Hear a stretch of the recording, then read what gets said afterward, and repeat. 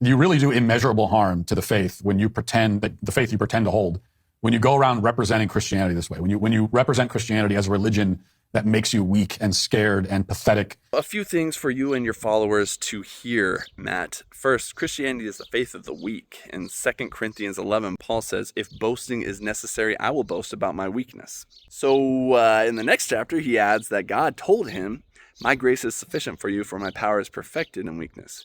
He goes on to say, therefore I will most gladly boast all the more about my weaknesses, so that Christ's power may reside in me. So I take pleasure in weaknesses, insults, hardships, persecutions, and in difficulties for the sake of Christ. For when I am weak, then I am strong.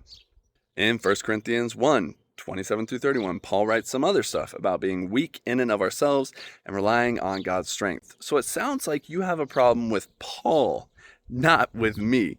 Jesus himself said, blessed are the meek, for they shall inherit the earth. So yeah, Matt, I am weak, and everyone who wants to follow Christ should embrace and accept their own weaknesses in and of themselves and find true strength in Christ.